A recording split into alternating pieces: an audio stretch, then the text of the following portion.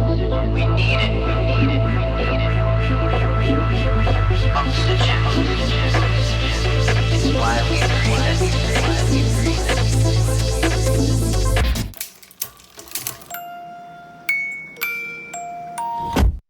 Cool. Hey everyone, welcome back to another episode of Small Business Stories.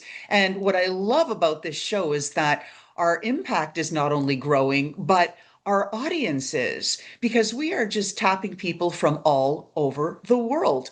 We've got a celebrated nutritionist here with us today, Sofia Rozhko, and she's going to talk to you about where she's dialing in from and some of the things that she's doing at Global The Body School. Hi, Sofia, welcome to the show. Thank you so much. I'm really happy to be here today. And I'm always looking for some new episodes with different entrepreneurs. And I'm just love to hear people. We are saying this success stories, but most of the cases, they're not success stories. There are stories about ups and downs in your life and how you handle all of these moments. And that when you keep pushing, when you keep going in this way, that help you to achieve, yeah, the goals and the dreams you're looking for, you're searching for. Oh, bingo, bingo. That's why we don't call it success stories. We're just small business stories because everyone has had something happen to them that inspired them to do whatever it is that they do in an entrepreneurial capacity. And everyone has had ups and downs on this entrepreneurship journey. And what I love about it is that people feel really comfortable sharing some deeply personal things. And I think that that helps all of us. So, let's get into what you are really good at, Sophia. Talk to our audience. Where are you a rock star? So yeah, my story is yeah, I think it's quite interesting. I'm from Ukraine. I've been born and raised in this beautiful country. I'm from Kiev, and I'm living in Spain for the three and a half. Sorry, just yes. I'm living in Spain for the 3.5 years since the war started in Ukraine, and yeah, I built the whole my business was built in my own country, and at some point before COVID started, we decided to start working online. So my business is the health tech business. It's called the Body School Service. And what we offer to our client is personalized approach to healthy weight management. And we are helping them to build healthy relationships with their body and food. Because most of the people have many troubles how they feel themselves in their body and how they feel about food because they're thinking about food as a bad habit they need to quit doing. And many of our clients saying like, yeah, please help us to quit eating sugar or to quit eating drinking alcohol or something like that. But food is not something you could stop doing because you will do that, you will eat for the rest of your life every day, a few times a day. And you need to handle this habit. You need to build this friendly connection with food to understand food and to help people to help food being your friend, not your enemy.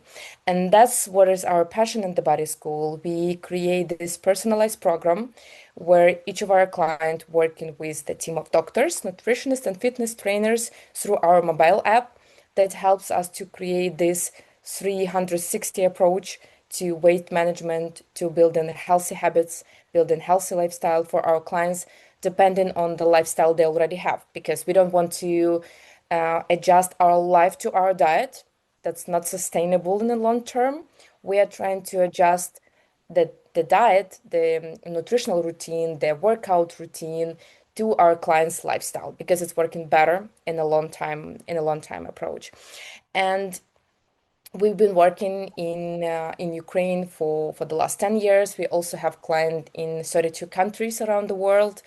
And the last year we started pivoting toward UK market. It's one of the biggest market for us with the biggest opportunity. And I don't know actually why we chose UK market because sometimes people asking me like, why is this market?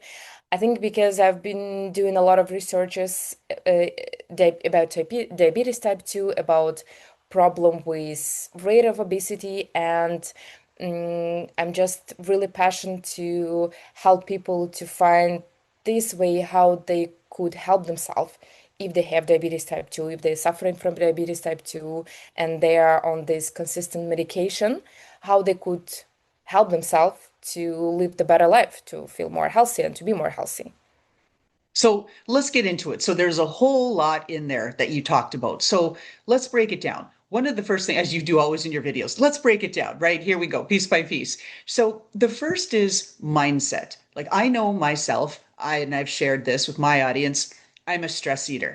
The more stressed I get, no control on portions. Now I have healthy things in the house, but after a point, if you eat the bag of the healthy pistachios or the bag of the healthy almonds, it's not healthy anymore. So, talk to us about how people can switch their mindset and talk to us about how a healthy mindset can help an entrepreneur actually do better in their job because they're eating healthy. Talk to us about those connections.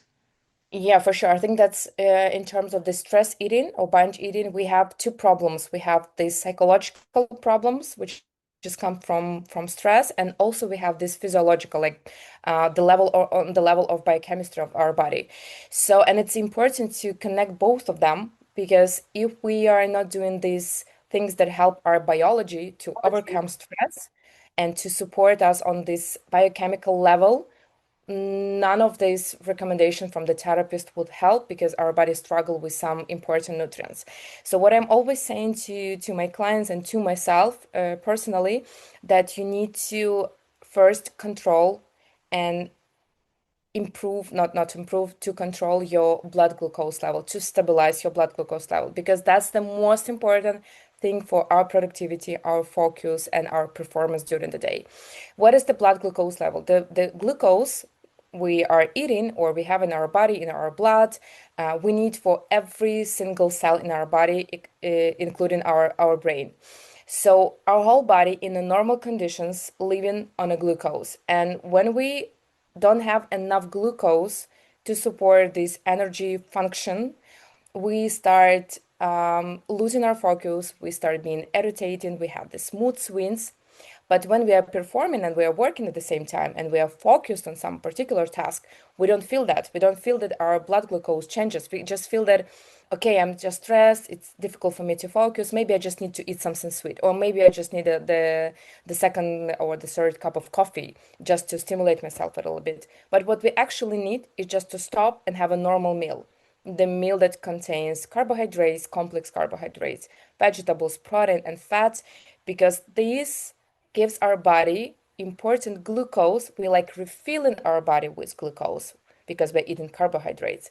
And all of the rest nutrients, fiber, protein, and fat, helping our body to stabilize this blood glucose level. So it's like a buffer for our blood glucose. So I would suggest for entrepreneurs and for people who are working and who are struggling with this binge eating to have the meal schedule. That's really, really helping tool. Not to skip your breakfast, not to skip your lunch, because then you would definitely overeat throughout the day and you will definitely overeat during the evening because you just your body lack it feels lack of glucose and lack of nutrients. So this meal schedule with the proper balanced plate really helps you to reduce this binge and stress eating during the day. It's not laying in a it's not about our psychology. It's first of all about our biology and about our physiology, but it works excellent. And related to that, I notice that if I go too long without eating my breakfast or whatever, and I just try to have my coffee just to try to get me going and stabilize because I'm one of those ADHD squirrels. So the coffee really just helps me get focused and get in my lane for my day. But when I start to get hungry, I'm one of those people you talked about that the mood swings and I get hangry. And then I Yeah. find like I'm punchy, I'm a little bit short with people. And you can't be that with customers. So if I just eat a little bit and then space out my eating versus, intermittent fasting or any of this, then I'm much, much better off. I can focus and I can be civil to everybody and not so hangry. Yeah, I definitely can understand that because I'm the same person. When I'm hungry, it's better not to talk to me because I'm not the nicest person in the world, honestly. And yes, and that's what I said. So when we feel this hungry moment, when we become extremely hungry and angry at the same time, that's already the moment when the blood glucose drops so low, so we are not able to control our emotions and our feeling anymore. meaning that we already skipped the time we shouldn't have lunch or snack or whatever meal we should have. For some people, it's better to have some snacks during the day. Like for me personally, in some um, periods, I would prefer to have some snacks, especially when I'm 5 days before my period starts. That's the difficult moment for me. So I would prefer to have like two snacks between my main meals. When I'm in my ovulation phase, I'm okay with three main meals and I'm Serving. full of energy. Yeah, that's also had this influence. But it's important to have this meal schedule and to eat a bit before you are getting hungry. So like I would say 1 hour, 1 hour and a half before you are getting to this point.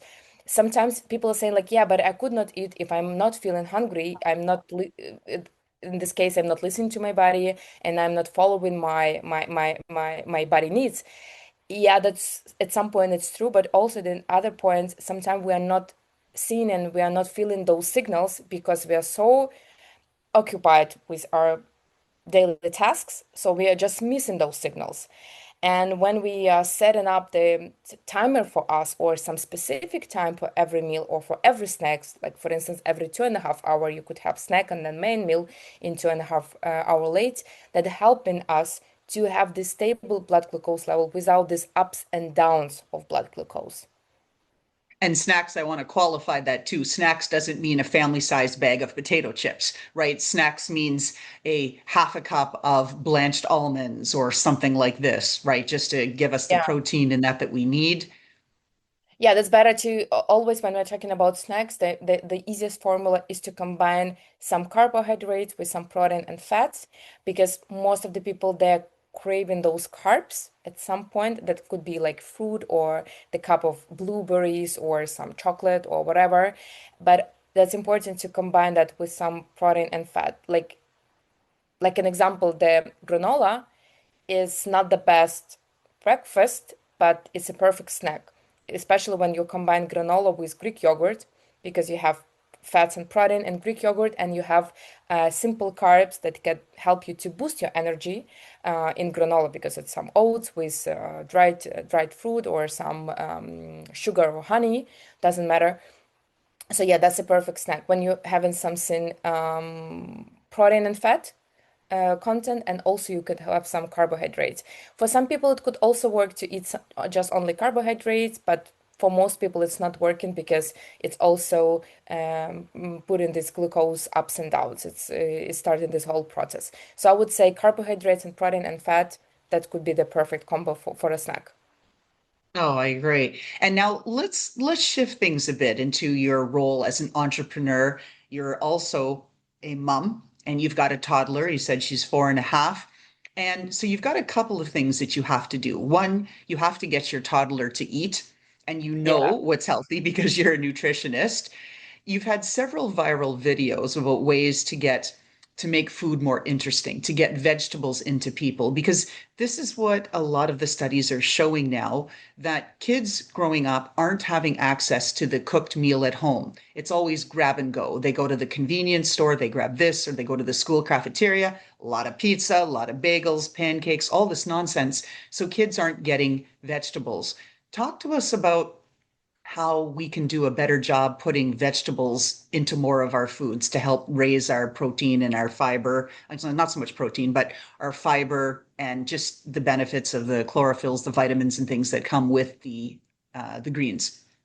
Yeah, I think that this role or the role of vegetables and greens we are eating is everyone is talking about that right now because it's so much important. And I think still we are not talking enough about that because I see so many clients who already understood the importance of protein, especially women in their age 40 plus, when they understood that they need to eat protein to support and preserve muscle mass. But when we are talking about excessive amount of protein in our diet with no vegetables or with not enough amount of fiber, it could lead to constipation and to some other kind of stomach problem. Yes, it's not good to have something in excessive amount and the other nutrients in not sufficient amount. So yeah, I would say that 2, 3 portions of vegetables in a day is a perfect balance Me personally, I'm trying to do it to myself, to my kid, to my clients, to put the vegetables in every meal you're eating. So sometimes I could use or I could eat fruits instead of vegetables, but in most cases my fruits are my like dessert after the meal, and I'm focusing on my vegetables on the plate. And what is really helping is when you're planning any food you're doing for yourself or for your family, start thinking which vegetables you will put in a plate. That's always when what I'm doing. If I'm going to grocery store, if I'm planning my the menu schedule for my week or for the next day, I'm always thinking, okay, which vegetables I would cook. That would be like a raw salad. That would be a cooked broccoli. That would be some frozen vegetables. I would just a bit stir fry on my pan. So which vegetables I would eat. Then I'm thinking about protein and carb because it's easy. You could just cut a piece of bread, you could just boil few eggs or grab some cheese. It's not so difficult because we are get used to eat carbs and protein.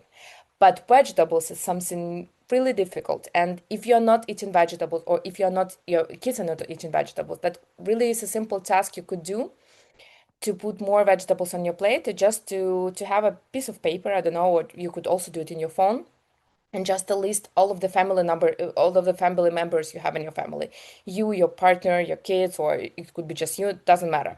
And then write down every single vegetables each member of your family eats.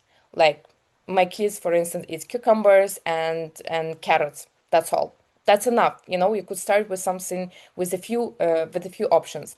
Then which vegetables I'm eating, which vegetables are eating my partner is eating. So you're having this like list of those vegetables. Then you're looking for some interconnections. Like for instance, all of us are eating cucumbers, or all of us are eating raw carrots or cooked carrots. Okay, then that will be our main family vegetables.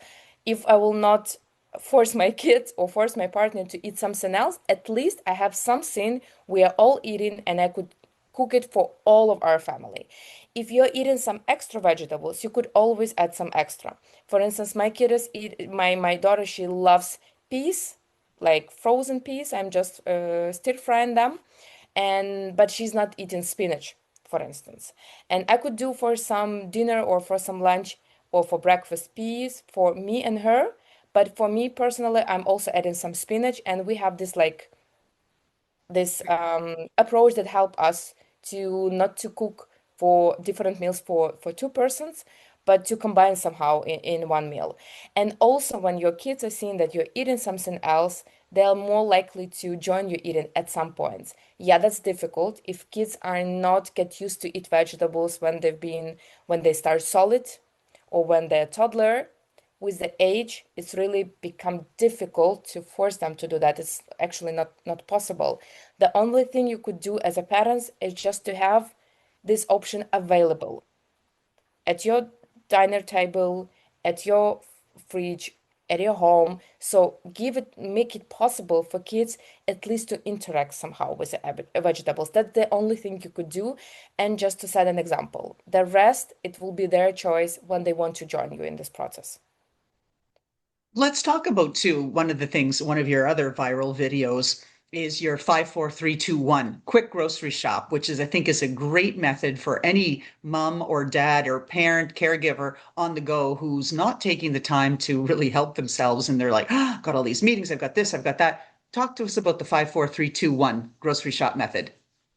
Yeah, I love this method because it starts with the main the first things comes first.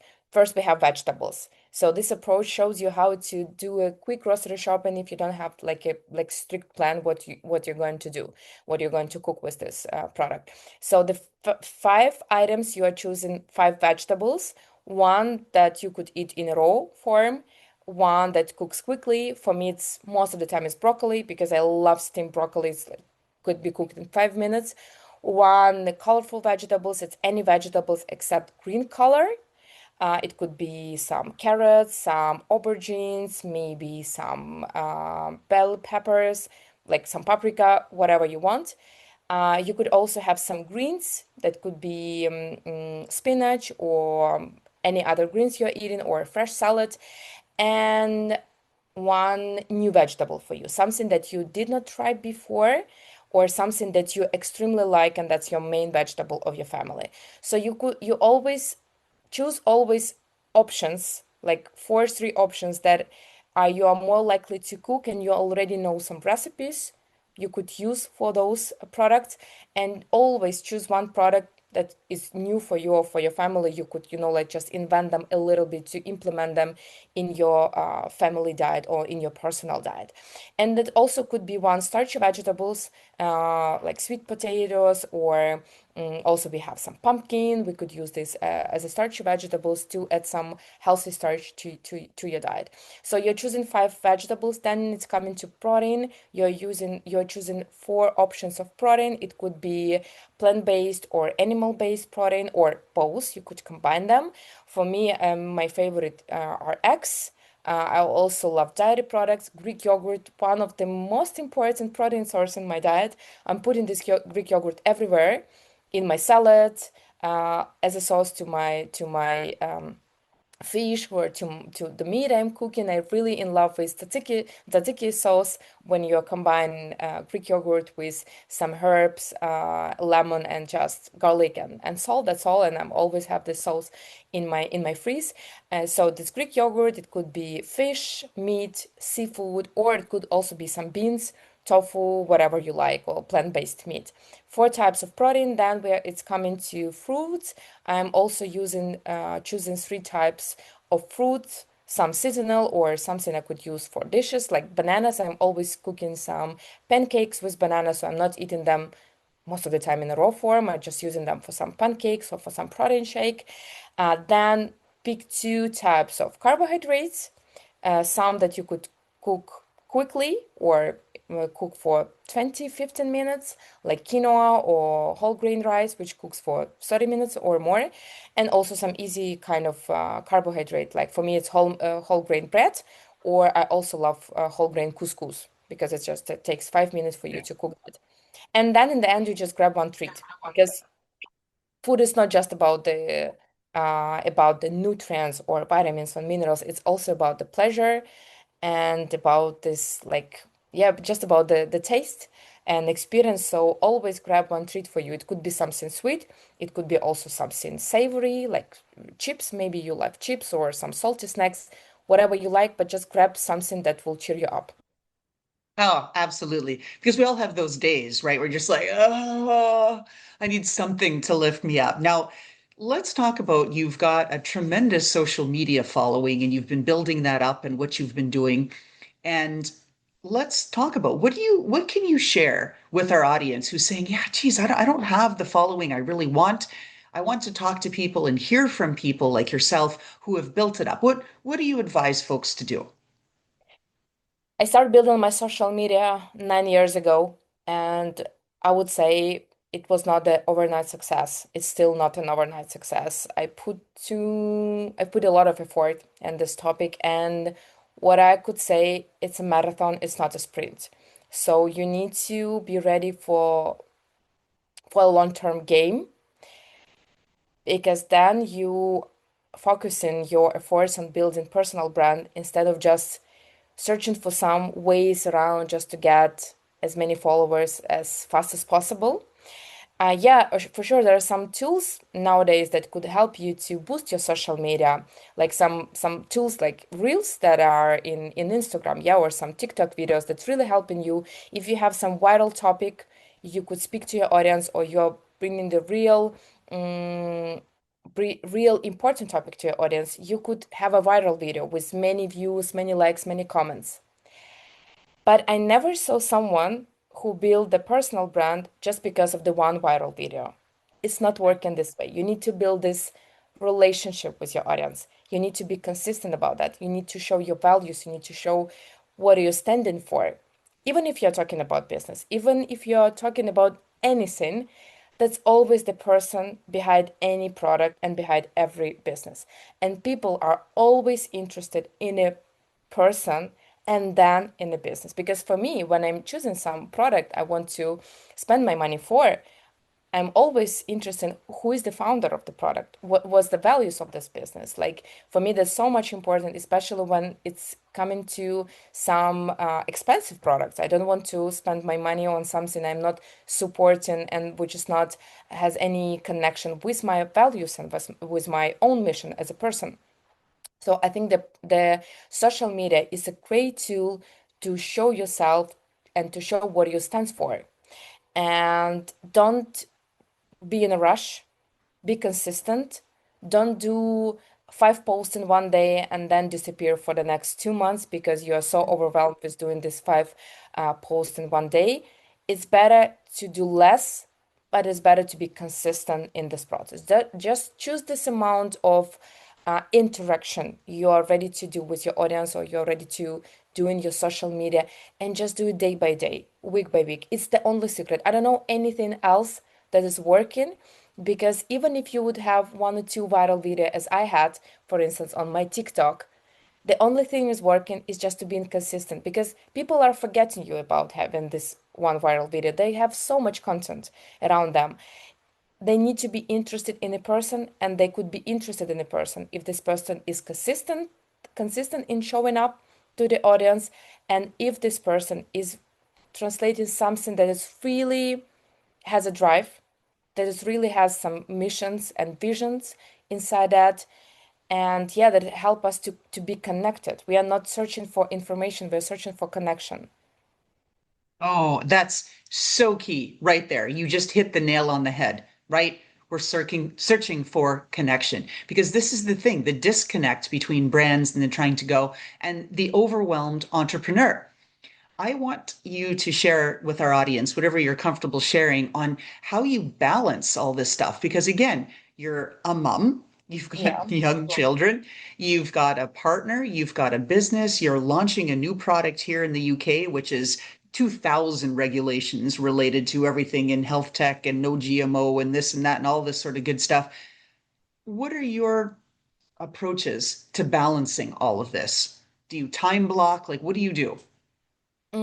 I think at a certain point of your life you have your priorities about every topic in like every topic, yes, yeah, and you put all of these eggs in the most important basket you want to be focused on. So I could not say that I'm now extremely focused on my social media, because my most important work now as a CEO of the company, and I'm managing so many stuff inside my team and with the launching of new products. So I'm just having this like time I could deduct myself to doing content in the social media, because when you're just growing social media, it's really important that quantity sometimes comes before quality.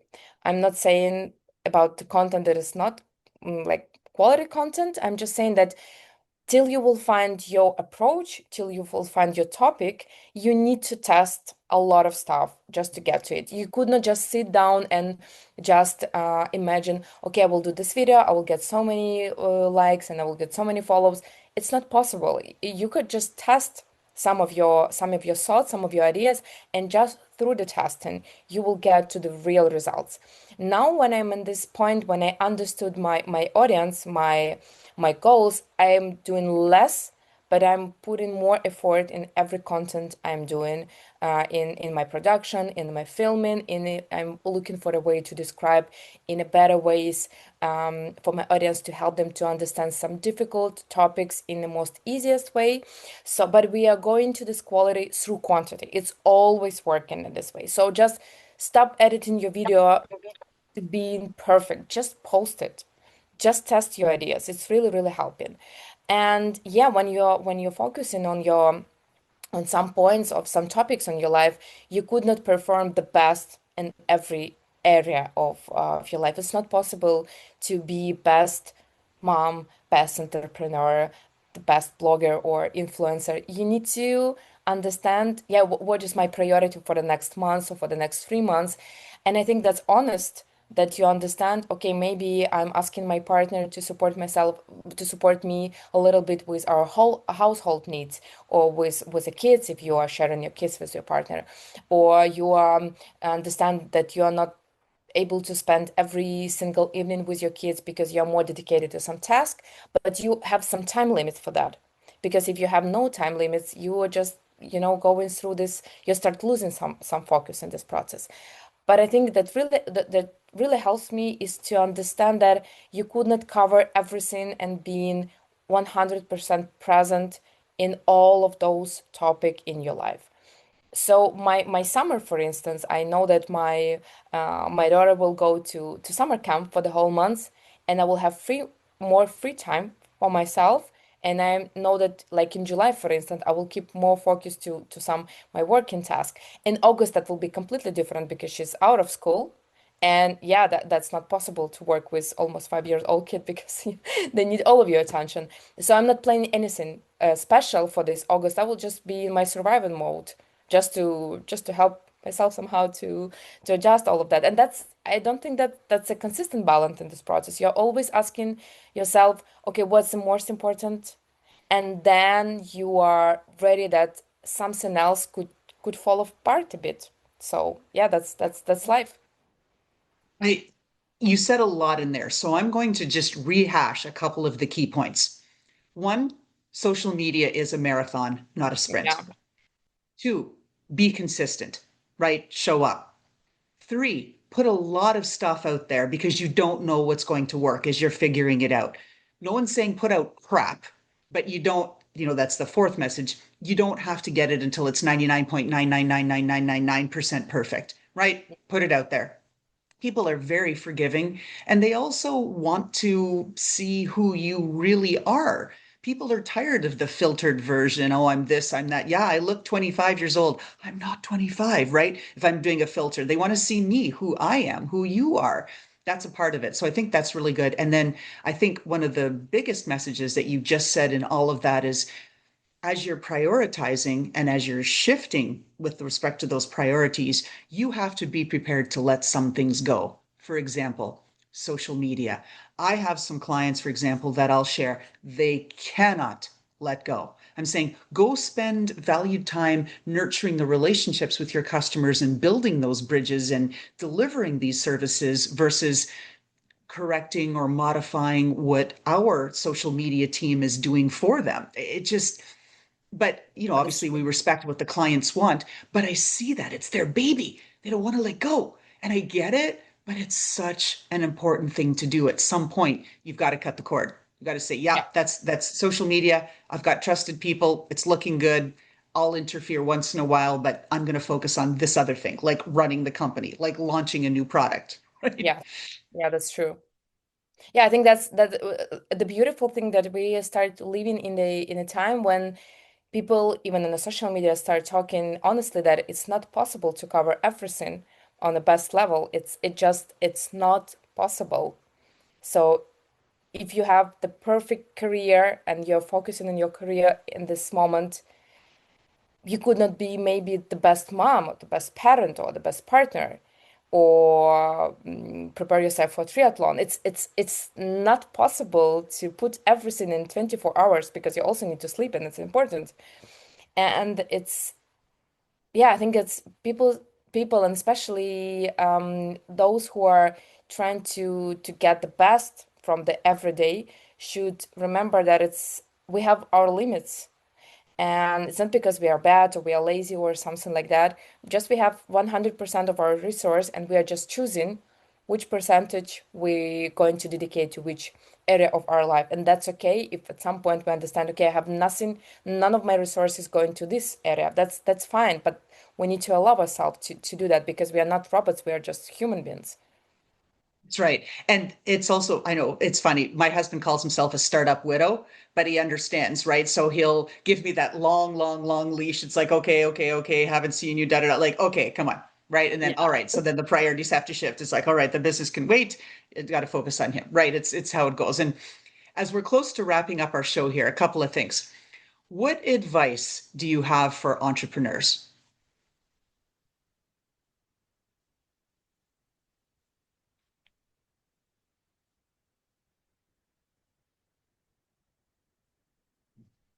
I would say no way, that's become such a tricky question. I don't know why, but I would say that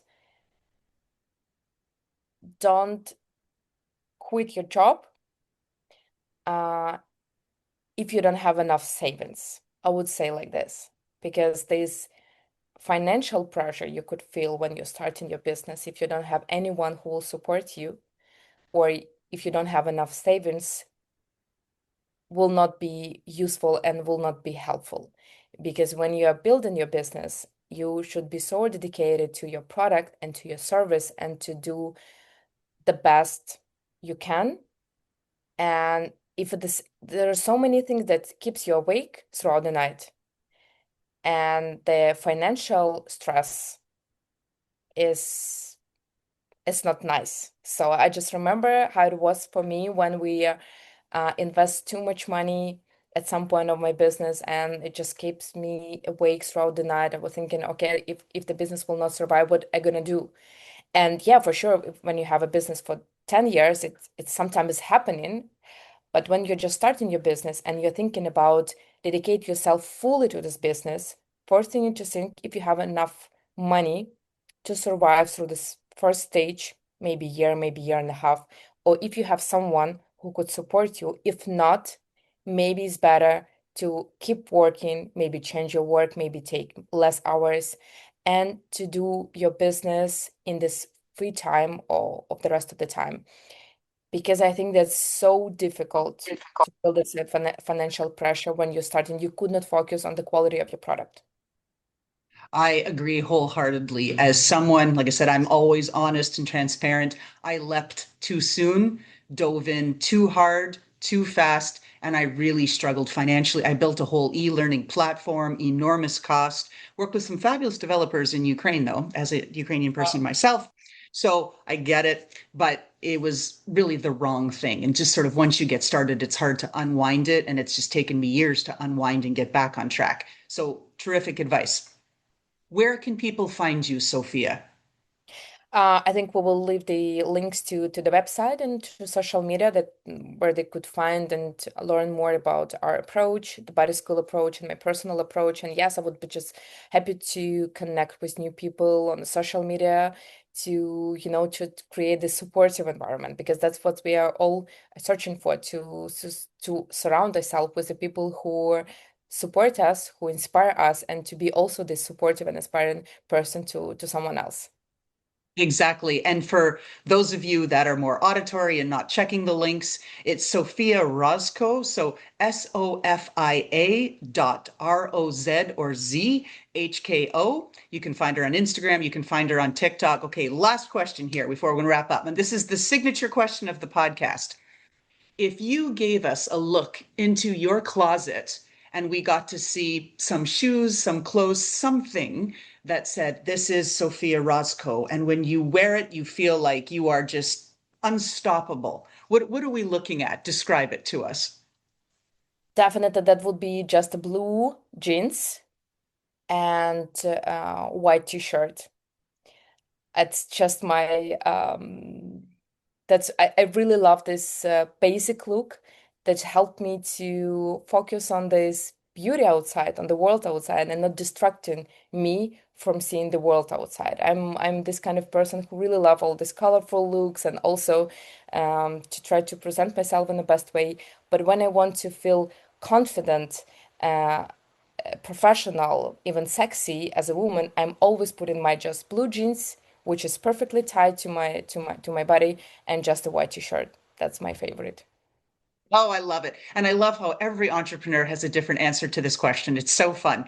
All right. So, with that, Sofia Rozhko, thank you so much for being on our show here today. We wish you tremendous success with your upcoming launch in the UK at the Great Body. So, we will look for that. Body School, pardon me, the global The Body School. The links will be in there. Really appreciate you being on the show. Good luck with the launch. Thank you so much. Thank you for your kind words. And how about that fantastic intro by Touch Circle?